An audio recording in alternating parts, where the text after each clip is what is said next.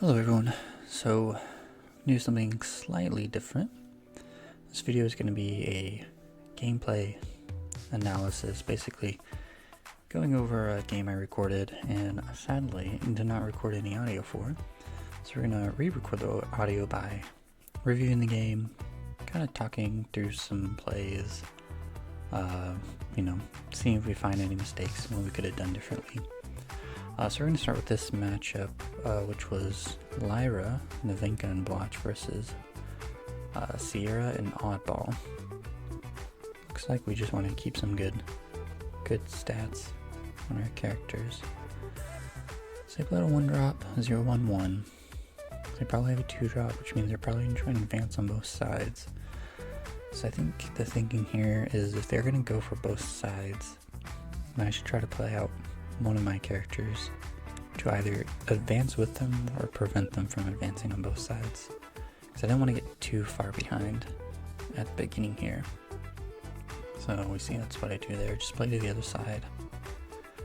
And this is interesting, so they play out a 3-2. Okay, so they wouldn't have been able to fight us on that side, so I actually kind of got lucky playing the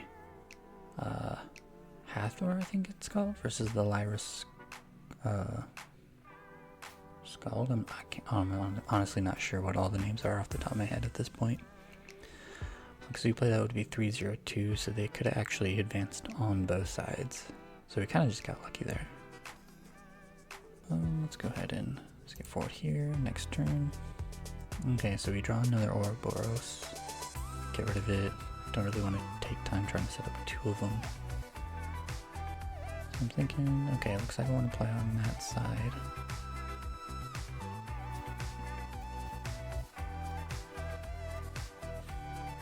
Okay, so we go ahead and activate Nevenka. We get the boost.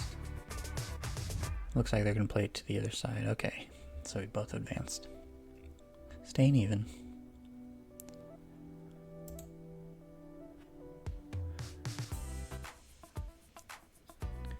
Looks like getting rid of the Hathor, probably because it's the 3 cost. I still want to play this Ouroboros out. Okay, so they play out a permanent, make a brass bug. They're not able to play out the 3 little pigs that they got into reserve.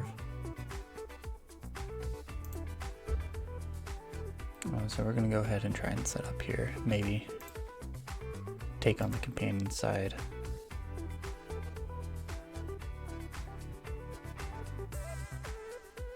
So they're going to take one side, we'll take the other.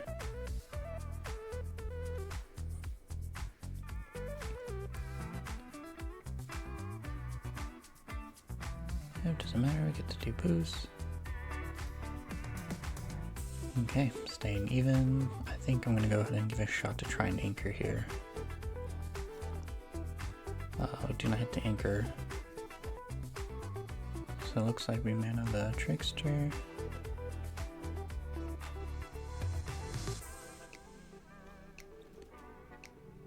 Okay, they resupply. Okay, this, I think I remember this. This is where I think we made a misplay with the Spycraft here.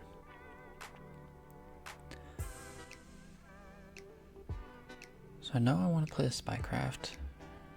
I honestly was like, how good is having 2 resupply engines, landmarks available? Turns out it's actually pretty good. So I think you actually just get rid of the reprocessor here, because not only that, it gives the second landmark for this 3 little pigs. And I'm getting rid of the Frog Prince thinking that they're going to use it to, 1, reduce the cost, and that I was, by chance, making them pay for 4 so that they couldn't play at the brass bug, or the 3 little pigs. But I also forgot to calculate that when they play the permanent that they get the brass bug from Sierra. So overall I think it was a misplay. I think you definitely get rid of the reprocessor in that moment. So you can see we play out this croupier. So they're playing both sides. They're going to advance on forest. We're going to advance on water. Oh, okay, so this was the first double ones.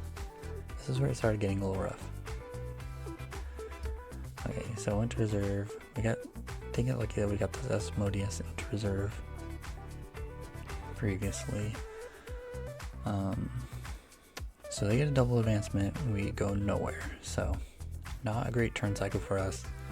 So obviously the misplay with the reprocessor, and then as well as just the unfortunate luck of hitting double ones on Nevenka. See, this is where I was like, oh no, that resupply is actually really good, because now they don't have to play anything from hand. They just play everything from the reserve.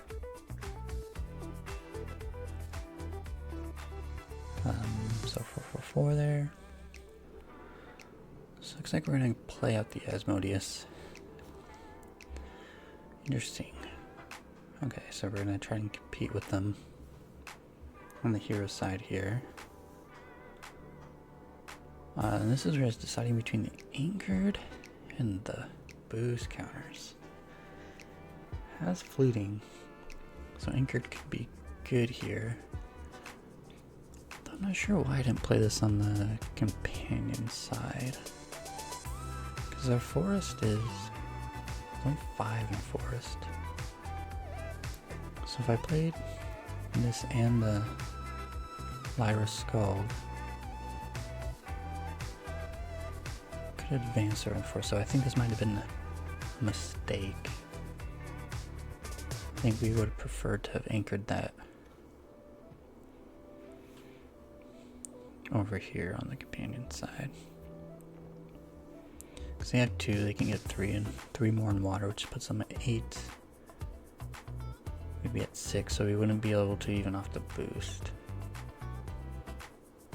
Yeah, so this was definitely a misplay here. So we get the +1, and he has the anchor, which is nice. So we're pretty far behind. We need 4 advancements and they need 1. So we have another Asmodeus in hand and then 2 Tanukis. So they have this Kelon Burst, is that what it's called? Which I feel like they want to have to sabotage it. But if I don't, then they just return the Tanuki to my hand, and then I think I lose.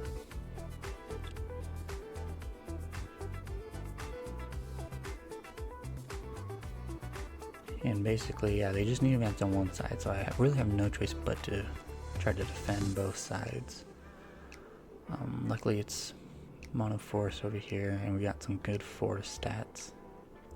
And having this anchored is really helpful. Yep, so they got the... I can't remember what that card is called off the top of my head, but 3 for a 4/4/4 is pretty good. Oh, so we got double 1. Well, they need 7 forest or 6 mountain, which they could have done that, couldn't they? They could have just won, right?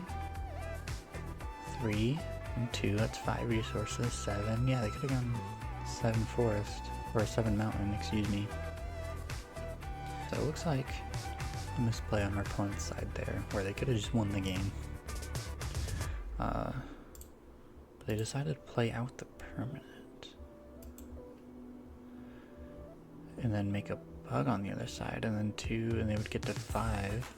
But I have a Nevenka activation to prevent them from advancing, yeah, so fortunate misplay for our opponent there. And hope to not hit double 1s. And looks like we're good, we get the boost, so we are safe this turn. I managed to get the double advancement. Okay, so now we're only 1 behind. We're catching up a little bit here. Looks like we do put the croupier in mana. Okay, so they got a brass bug. 8 resources. About the scrambler. So they just need to win on one side. I can't not think of what that's called, but they make the brass bugs in Target Expedition, so I kind of want to get rid of them if I can, because they're essentially 4/4/4s.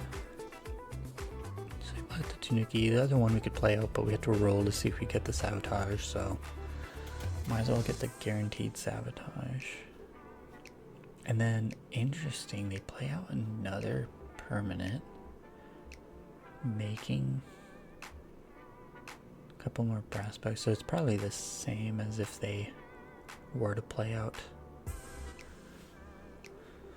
the reserve card. I'm not sure what else they have in hand, but we need to get to 7 on Mountain.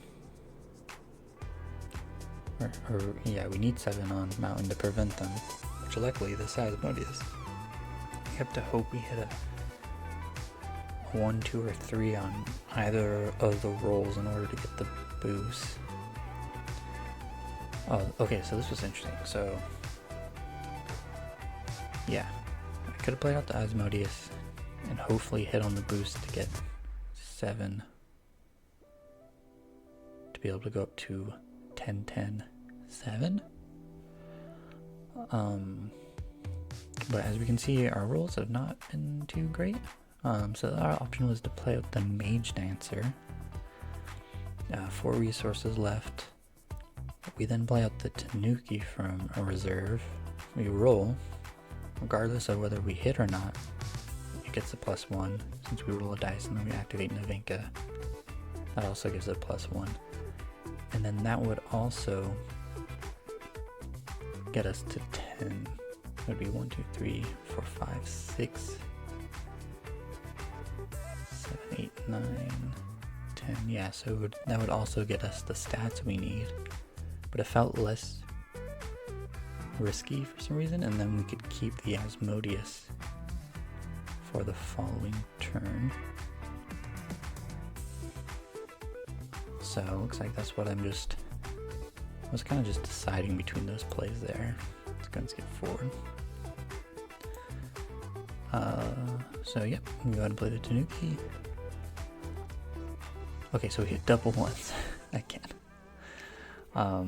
So we don't get the Sabotage, but luckily we did not roll that on Nevenka, because if we had rolled that, if we had like activated Nevenka first and hit that, we would have just lost right there.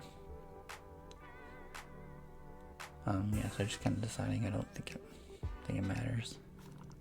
So we hit anchored, but unfortunately we need the boost. So we got the boost.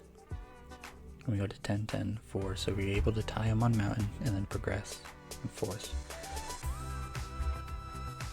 Yeah, so yeah, my worry was if I played those moves, if I hit like 2, 4, 5, or 6s, and we just hit anchored and we just lose. So that felt like the safer play to me. And then looks like we need to get rid of a card from reserve. Okay, so we're gonna put the Spycraft.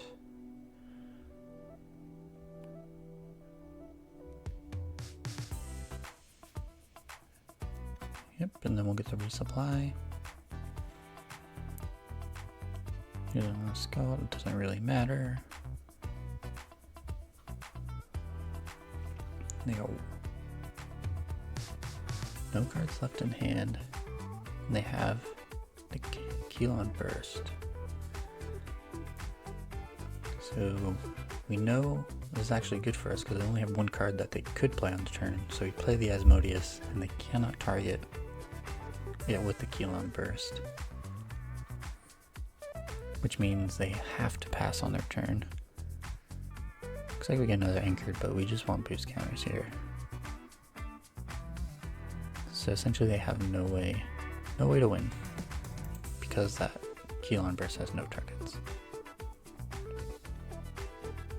Oh, I guess, sorry, never mind. They can target the Ouroboros, but we don't really care about that at this point. Yeah, so yep, our opponent just sees they got no cards in hand. Obviously we have the cards in reserve, so that's game.